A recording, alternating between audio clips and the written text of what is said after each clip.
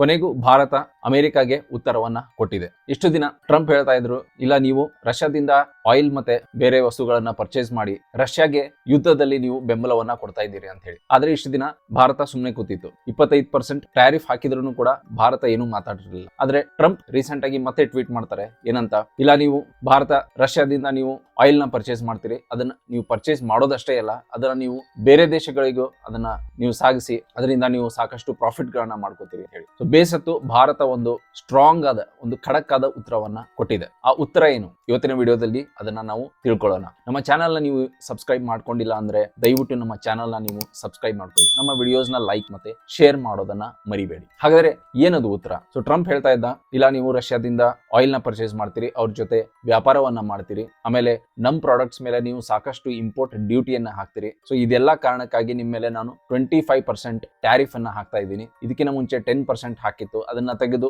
ಮತ್ತಷ್ಟು ಏರಿಕೆ ಮಾಡಿ 25% ಟ್ಯಾರಿಫ್ ಅನ್ನ ಹಾಕ್ತೀನಿ ಅಂತ ಹೇಳಿ ಆಗಸ್ಟ್ 1ನೇ ತಾರೀಕಿಂದ ಇದು ಚಾಲ್ತಿಯಲ್ಲಿ ಬರುತ್ತೆ ಅಂತ ಹೇಳಿ ಅನೌನ್ಸ್ಮೆಂಟ್ ನ ಮಾಡಿದ್ರು. ಆದ್ರೆ ಅದು ಆಗಸ್ಟ್ 1ನೇ ತಾರೀಕಿಂದ ಜಾರಿ ಆಗ್ಲಿಲ್ಲ.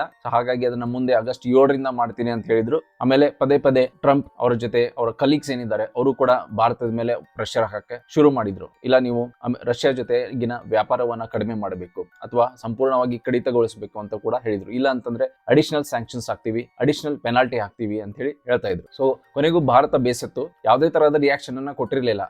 ಆದ್ರೆ ಈಗ ಪರಿಸ್ಥಿತಿ ಹೆಂಗ್ ಬಂದಿದೆ ಅಂತಂದ್ರೆ ಸುಮ್ನೆ ಕೂತ್ಕೊಂಡಷ್ಟು ಜಾಸ್ತಿ ಮಾತಾಡೋಕೆ ಶುರು ಮಾಡ್ತಾ ಇರೋದ್ರಿಂದ ಭಾರತ ಒಂದು ಸ್ಟ್ರಾಂಗ್ ಆದ ಉತ್ತರವನ್ನ ಕೊಡ್ಲೇಬೇಕಾಗಿತ್ತು. ಸೊ ಕೊನೆಗೂ ಭಾರತ ಆ ಉತ್ತರವನ್ನ ಕೊಟ್ಟಿದೆ. ಸೊ ಉತ್ತರದಲ್ಲಿ ಏನ್ ಹೇಳ್ತಾ ಇದೆ ಅದನ್ನ ತಿಳ್ಕೊಳ್ಳೋಣ ಬನ್ನಿ. ಆ ಉತ್ತರದಲ್ಲಿ ಅಂದ್ರೆ ಒಂದು ಸ್ಟೇಟ್ಮೆಂಟ್ ನ ಜಾರಿ ಮಾಡಿದ್ದಾರೆ ಮಿನಿಸ್ಟ್ರಿ ಆಫ್ ಎಕ್ಸ್ಟರ್ನಲ್ ಅಫೇರ್ಸ್ ಇಂದ. ಮಿನಿಸ್ಟ್ರಿ ಆಫ್ ಎಕ್ಸ್ಟರ್ನಲ್ ಅಫೇರ್ಸ್ ಒಂದು ಸಂಪೂರ್ಣವಾದ ಒಂದು ಕಾಂಪ್ರಿಹೆನ್ಸಿವ್ ಪ್ರೆಸ್ ಸ್ಟೇಟ್ಮೆಂಟ್ ನ ರಿಲೀಸ್ ಮಾಡಿದ್ದಾರೆ. ಆ ಪ್ರೆಸ್ ಸ್ಟೇಟ್ಮೆಂಟ್ ನಲ್ಲಿ ಭಾರತ ಏನ್ ಹೇಳ್ತಿದೆ ಅಂತ ನೋಡೋಣ. ಸೊ ಮೊದಲನೇದಾಗಿ ಭಾರತ ಹೇಳೋದೇನಂತಂದ್ರೆ, ಈಗ ಟ್ರೇಡ್ ನಾವು ಮಾಡ್ತೀವಿ ಅಂತ ಹೇಳಿ ನಮ್ಮ ಮೇಲೆ ನೀವು ಆಪಾದನೆ ಹೊರಿಸ್ತೀರಿ, ಆದ್ರೆ ನಾವು ಟ್ರೇಡ್ ಈಗೇನು ಹೊಸದಾಗಿ ಮಾಡ್ತಾ ಇಲ್ಲ. ಸೊ ಆಯಿಲ್ ಇಂಪೋರ್ಟ್ಸ್ ನಾವು ಮೊದಲು ಮಾಡ್ತಾ ಇರ್ಲಿಲ್ಲ. ಈಗ ನೀವು ಯುದ್ಧ ಶುರು ಮಾಡಿದ್ರಿಂದ, ಯಾಕಂದ್ರೆ ರಷ್ಯಾ ಮತ್ತೆ ಯುಕ್ರೇನ್ ಯುದ್ಧ ಶುರು ಆದ್ಮೇಲೆ ಅಮೆರಿಕ ಏನ್ ಮಾಡುದು, ಸ್ಯಾಂಕ್ಷನ್ಸ್ ನ ಹಾಕ್ತು. ಅಂದ್ರೆ ಬೇರೆ ಯಾವುದೇ ದೇಶ ರಷ್ಯಾ ಜೊತೆ ವ್ಯಾಪಾರ ಮಾಡಬಾರದು ಅಂತ ಹೇಳಿ ಡಾಲರ್ಸ್ ನಲ್ಲಿ ವ್ಯಾಪಾರ ಮಾಡದ ಹಾಗೆ ರಷ್ಯನ್ ಡಾಲರ್ಸ್ ನ ಅವರು ಎಲ್ಲ ಫ್ರೀಸ್ ಮಾಡಿದ್ರು, ಜಪ್ತಿ ಮಾಡಿದ್ರು. ಅದ್ರ ಜೊತೆಗೆ ಅವರು ಯಾವುದೇ ತರಹದ ಇಂಟರ್ನೆಟ್ ಬ್ಯಾಂಕಿಂಗ್ ಅಲ್ಲಿ ಡಾಲರ್ಸ್ ನ ಟ್ರಾನ್ಸಾಕ್ಷನ್ ಮಾಡದೆ ಹಾಗೆ ಸ್ವಿಫ್ಟ್ ನೆಟ್ವರ್ಕ್ ಇಂದ ಹೊರಗಡೆ ಇಟ್ಟು, ಅದರಿಂದಾಗಿ ವ್ಯತಿರಿಕ್ತ ಪರಿಣಾಮವಾಯಿತು. ಯಾಕಂತಂದ್ರೆ ರಷ್ಯಾದಿಂದ ಯಾವ್ಯಾವ ದೇಶ ವ್ಯಾಪಾರ ಮಾಡ್ತಿತ್ತೋ, ಅಂದ್ರೆ ಆಯಿಲ್ ಸಪ್ಲೈ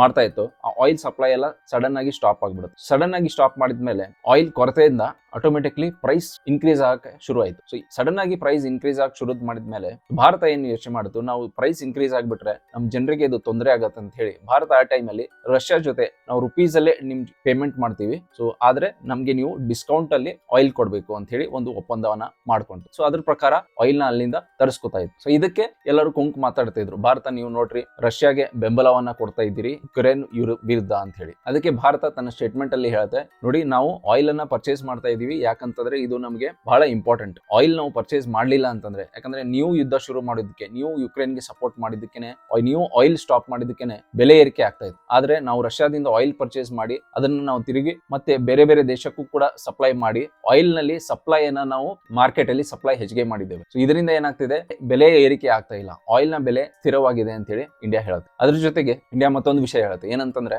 ರಷ್ಯಾ ಜೊತೆ ಟ್ರೇಡ್ ನಾವು ಅಷ್ಟೇ ಮಾಡ್ತಾ ಇಲ್ಲ, ನೀವು ಕೂಡ ಟ್ರೇಡ್ ಮಾಡ್ತಾ ಇದ್ರಿ. ಅಂದ್ರೆ ಯುರೋಪ್ ಮತ್ತೆ ಅಮೆರಿಕ ನೀವು ಇಬ್ರು ಕೂಡ ರಷ್ಯಾ ಜೊತೆ ಟ್ರೇಡ್ ಮಾಡ್ತಾ ಇದ್ರಿ, ಆದ್ರೆ ಬೆರಳು ಮಾತ್ರ ನೀವು ನಮ್ ಕಡೆ ಯಾಕೆ ತೋರಿಸ್ತೀರಾ? ಅದಷ್ಟೇ ಇಲ್ಲ, ಅಂಕಿಅಂಶ ಕೂಡ ಭಾರತ ಕೊಡ್ತದೆ. ಅಂಕಿಅಂಶ ಏನಂತಂದ್ರೆ, ಯುರೋಪ್ ಜೊತೆ ಸುಮಾರು 65 ಬಿಲಿಯನ್ ಯೂರೋಸ್ ನ ಟ್ರೇಡ್ ಕಳೆದ ವರ್ಷ 2024ರಲ್ಲಿ ಯುರೋಪ್ ರಷ್ಯಾ ಜೊತೆ ವ್ಯಾಪಾರ ಮಾಡಿದೆ. ಅದಷ್ಟೇ ಅಲ್ಲ, ಲಿಕ್ವಿಡ್ ನ್ಯಾಚುರಲ್ ಗ್ಯಾಸ್, ಯಾಕಂತಂದ್ರೆ ಎನರ್ಜಿ ಜೊತೆ ಯುರೋಪ್ಗೆ ಲಿಕ್ವಿಡ್ ನ್ಯಾಚುರಲ್ ಗ್ಯಾಸ್ ಬೇಕು. ಯಾಕಂತಂದ್ರೆ ವಿಂಟರ್ ಟೈಮ್ ಅಲ್ಲಿ ಅವರು ತಮ್ಮ ಹೀಟಿಂಗ್ ಮನೆಯಲ್ಲಿ ಹೀಟ್ ಮಾಡ್ಕೊಳ್ಳಕ್ಕೆ ಹೀಗೆ ವಿಂಟರ್ ಟೈಮ್ ಅಲ್ಲಿ ಅವರು ಗ್ಯಾಸ್ ನ ಬಳಕೆ ಮಾಡ್ತಾರೆ. ಅದಕ್ಕೆ ಕಳೆದ ವರ್ಷ 2024 ಅಲ್ಲಿ ರೆಕಾರ್ಡ್ ಅಂದ್ರೆ ಸುಮಾರು 16 ಮಿಲಿಯನ್ ಟನ್ಸ್ ಅಷ್ಟು ಲಿಕ್ವಿಡ್ ನ್ಯಾಚುರಲ್ ಗ್ಯಾಸ್ ನ ಯುರೋಪ್ ರಷ್ಯಾದಿಂದ ಪರ್ಚೇಸ್ ಮಾಡಿದೆ. ಇದು ಯಾವಾಗ 2024ರಲ್ಲಿ, ಯುದ್ಧ ಶುರು ಆಗಿದ್ದು ಯಾವಾಗ 2021ರಲ್ಲಿ. 2021 ಆದ್ಮೇಲೆ 2022ರಲ್ಲೂ ಕೂಡ ಅವರು ಸ್ಯಾಂಕ್ಷನ್ಸ್ ಕಿನ ಮುಂಚೆ ಸುಮಾರು 15 ಮಿಲಿಯನ್ ಟನ್ಸ್ ಅಷ್ಟು ಲಿಕ್ವಿಡ್ ನ್ಯಾಚುರಲ್ ಗ್ಯಾಸ್ ನ ಅವರು ಖರೀದಿ ಮಾಡಿರ್ತಾರೆ ರಷ್ಯಾದಿಂದ. ಅದಾದ್ಮೇಲೆ 2024ರಲ್ಲಿ ಆ ರೆಕಾರ್ಡ್ ಅನ್ನು ಮುರಿದು ಈಗ 16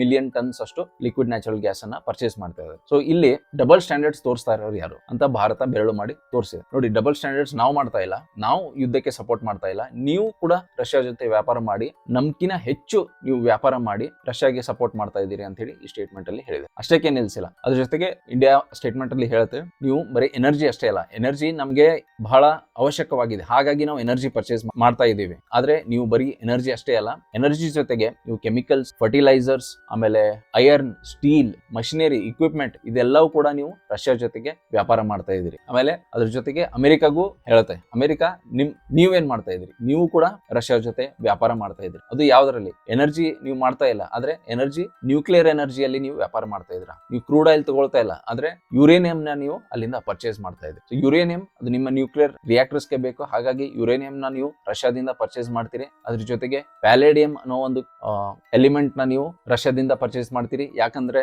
ನಿಮ್ಮ ಇವಿ ಇಂಡಸ್ಟ್ರಿ ಅಂದ್ರೆ ಎಲೆಕ್ಟ್ರಾನಿಕ್ ವೆಹಿಕಲ್ಸ್, ಅದರ ಬ್ಯಾಟರಿ ತಯಾರು ಮಾಡೋಕೆ ಅದು ಪ್ಯಾಲೇಡಿಯಂ ಬೇಕಾಗುತ್ತೆ, ಹಾಗಾಗಿ ಅದನ್ನು ಕೂಡ ನೀವು ಪರ್ಚೇಸ್ ಮಾಡ್ತೀರಿ. ಇಷ್ಟೆಲ್ಲ ವ್ಯಾಪಾರ ಮಾಡಿಕೊಂಡು ರಷ್ಯಾಗೆ ನೀವು ಕೂಡ ಸಪೋರ್ಟ್ ಮಾಡ್ತಾ ಇದ್ದೀರಿ ಅನ್ನೋ ರೀತಿಯಲ್ಲಿ ಈ ಸ್ಟೇಟ್ಮೆಂಟ್ ನ ಜಾರಿ ಮಾಡಿದ್ರು. ಅದ್ರ ಜೊತೆಗೆ ಅಮೆರಿಕ ಮತ್ತೆ ಯುರೋಪ್ಗೆ ಕನ್ನಡಿಯನ್ನು ತೋರಿಸ್ತಾ ಒಂದು ಎಚ್ಚರಿಕೆಯನ್ನ ಕೊಟ್ಟಿದ್ದಾರೆ, ಒಂದು ಖಡಕ್ ಆಗಿ ಒಂದು ಸ್ಟೇಟ್ಮೆಂಟ್ ಅನ್ನು ಕೊಡ್ತಾ ಇದ್ದಾರೆ. ಏನಂತಂದ್ರೆ, ನೋಡಿ, ಎನರ್ಜಿ ನಮಗೆ ಅವಶ್ಯಕವಾದ ಒಂದು ಕಾಂಪೊನೆಂಟ್. ಯಾಕಂದ್ರೆ ಎನರ್ಜಿ, ಈಗ ಕ್ರೂಡ್ ಆಯಿಲ್ ಅಥವಾ ನ್ಯಾಚುರಲ್ ಗ್ಯಾಸ್, ಈ ತರ ಎನರ್ಜಿ ನಾವು ಪರ್ಚೇಸ್ ಮಾಡಲಿಲ್ಲ ಅಂತಂದ್ರೆ ನಮ್ಮ ಭಾರತದಲ್ಲಿ ನಾವು ಎಲೆಕ್ಟ್ರಿಸಿಟಿ ಉತ್ಪಾದನೆ ಮಾಡಬೇಕು. ನಮ್ಮಲ್ಲಿರೋ ಕಾರ್ಸ್, ಟ್ರಕ್ಸ್, ವೆಹಿಕಲ್ಸ್ ಗೆ ಪೆಟ್ರೋಲ್, ಡೀಸೆಲ್ ಬೇಕು. ಸೊ ಇದರಿಂದ ಎನರ್ಜಿ ಪ್ರೈಸಸ್ ಏನಾದ್ರು ಜಾಸ್ತಿ ಆಗ್ಬಿಟ್ರೆ ಪೆಟ್ರೋಲ್ ಡೀಸೆಲ್ ರೇಟ್ ಕೂಡ ಜಾಸ್ತಿ ಆಗುತ್ತೆ. ಪೆಟ್ರೋಲ್ ಡೀಸೆಲ್ ರೇಟ್ ಜಾಸ್ತಿ ಏನಾದ್ರು ಆಯ್ತು ಅಂತಂದ್ರೆ ಬೆಲೆ ಏರಿಕೆ ಆಗ್ತದೆ. ಯಾಕಂದ್ರೆ ಇವತ್ತು ಟ್ರಕ್ಸ್ ಗಳಲ್ಲಿ ನಾವು ಸಾಕಷ್ಟು ಸಾಗಣೆ ಮಾಡ್ತೀವಿ, ಒಂದು ಮೂಲೆಯಿಂದ ಇನ್ನೊಂದು ಮೂಲೆ ನಮ್ಮ ದೇಶದಲ್ಲಿ ಇವತ್ತು ಟ್ರಕ್ಸ್ ಗಳು ಓಡಾಡ್ತವೆ. ಅವು ದವಸ ಧಾನ್ಯಗಳನ್ನ, ವೆಜಿಟೇಬಲ್ಸ್ ಗಳನ್ನ, ಫ್ರೂಟ್ಸ್ ಗಳನ್ನ ತಗೊಂಡು ಅಲ್ಲಿಂದ ಇಲ್ಲಿ ಓಡಾಡ್ತವೆ. ಒಂದು ವೇಳೆ ಪೆಟ್ರೋಲ್ ಡೀಸೆಲ್ ರೇಟ್ ಏನಾದ್ರು ಏರಿಕೆ ಆಯ್ತಂದ್ರೆ, ಅದರಲ್ಲೂ ಡೀಸೆಲ್ ರೇಟ್ ಏನಾದ್ರು ಏರಿಕೆ ಆಯ್ತು ಅಂತಂದ್ರೆ ಎಲ್ಲಾ ನಮ್ಮ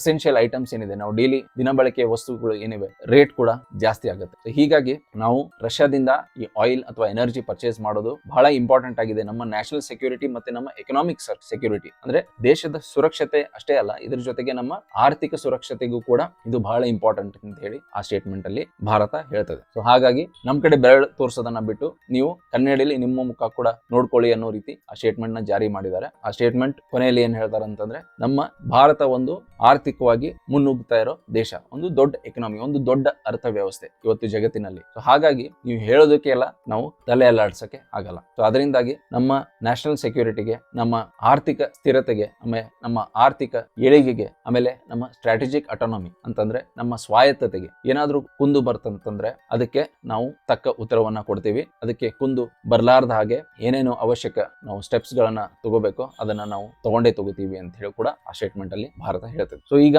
ಅಮೆರಿಕ ಏನ್ ರಿಯಾಕ್ಟ್ ಮಾಡಬಹುದು? ಸೊ ಟ್ಯಾರಿಫ್ ಅಂತ ಹೇಳ್ತಾ ಇತ್ತು, ಟ್ಯಾರಿಫ್ 25% ಟ್ಯಾರಿಫ್ ಕೂಡ ಹಾಕ್ತು. ಅದ್ರ ಜೊತೆಗೆ ಅಲ್ಲಿ ಇರೋ ಸೆನೆಟರ್ಸ್ ಕೂಡ ಕೆಲವೊಬ್ರು ಚರ್ಚೆ ಮಾಡ್ತಾ ಇದ್ದಾರೆ, ಇಲ್ಲ ನಾವು 500% ಟ್ಯಾರಿಫ್ ನ ಹಾಕ್ಬೇಕು. ಭಾರತ ಮತ್ತೆ ಹೀಗೆ ಬೇರೆ ಬೇರೆ ದೇಶಗಳು ಯಾರು ರಷ್ಯಾ ಜೊತೆ ವ್ಯವಹಾರ ಮಾಡ್ತಾ ಇದ್ದಾರೆ ಅವರಿಗೆ ನಾವು 500% ಟ್ಯಾರಿಫ್ ಹಾಕ್ಬೇಕು ಅಂತ ಹೇಳಿ. ಬೇಸಿಕಲಿ 500% ಭಾರತಕ್ಕೆ ಏನಾದ್ರು ಹಾಕಿದ್ರೆ ಸಂಪೂರ್ಣವಾಗಿ ನಮ್ಮ ಎಕ್ಸ್ಪೋರ್ಟ್ಸ್ ನ ಸ್ಟಾಪ್ ಮಾಡೋ ತರನೇ ಅದು ಟ್ಯಾರಿಫ್ ಆಗಿರುತ್ತೆ. 500% ಭಾರತದ ಮೇಲೆ ಹಾಕಿದ್ರೆ ಖಂಡಿತ ನಮ್ಮ ಅರ್ಥವ್ಯವಸ್ಥೆಗೆ ಅದು ಹೊಡೆತ ಕೊಡುತ್ತೆ. ಸೊ ಇಂಥ ಪರಿಸ್ಥಿತಿಯಲ್ಲಿ ಭಾರತ ಈಗ ಸ್ಟೇಟ್ಮೆಂಟ್ ಜಾರಿ ಮಾಡುವ ಮೂಲಕ ಒಂದು ಕ್ಲಾರಿಟಿಯನ್ನು ಕೊಟ್ಟಿದೆ, ರಷ್ಯಾ ಜೊತೆ ನಾವು ವ್ಯಾಪಾರ ಮಾಡೋದು ಯಾಕೆ ಅವಶ್ಯಕ ಅಂತ ಹೇಳಿ. ಜೊತೆಗೆ ಕನ್ನಡಿ ಕೂಡ ಹಿಡಿದಿದೆ ಅವರಿಗೆ. ಸೊ ಮುಂದೆ ಈಗ ಕಾದ್ ನೋಡ್ಬೇಕು, ಈಗ ಅಮೆರಿಕದ ರಿಯಾಕ್ಷನ್ ಏನಿರುತ್ತೆ, ಡೊನಾಲ್ಡ್ ಟ್ರಂಪ್ ನ ರಿಯಾಕ್ಷನ್ ಏನಿರುತ್ತೆ, ಅಲ್ಲಿನ ಗವರ್ಮೆಂಟ್ ನ ರಿಯಾಕ್ಷನ್ ಏನಿರುತ್ತೆ, ಯುರೋಪಿಯನ್ ಯೂನಿಯನ್ ನ ರಿಯಾಕ್ಷನ್ ಏನಿರುತ್ತೆ, ಅವ್ರು ಏನಾದ್ರು ಹೋಗಿ ಮುಂದೆ 500% ಟ್ಯಾರಿಫ್ ಹಾಕ್ತಾರ, ಅಥವಾ ಇಂಡಿಯಾ ಮೇಲೆ ಏನಾದ್ರು ಅಡಿಷನಲ್ ಸ್ಯಾಂಕ್ಷನ್ಸ್ ಅನ್ನ ಹಾಕಿ ಇಂಡಿಯನ್ ಎಕನಾಮಿಗೆ ಹೊಡೆತ ಕೊಡುವಂತ ಒಂದು ಸ್ಟೆಪ್ ನ ಏನಾದ್ರು ತಗೊಳ್ತಾರ, ಅಥವಾ ಈ ರಷ್ಯಾ ಯುಕ್ರೇನ್ ಯುದ್ಧವನ್ನೇ ಸಂಪೂರ್ಣವಾಗಿ ಹೇಗಾದ್ರೂ ಮಾಡಿ ನಿಲ್ಲಿಸಿ ರಷ್ಯಾ ಮೇಲೆ ಹಾಕಿರೋ ಸ್ಯಾಂಕ್ಷನ್ಸ್ ಕೂಡ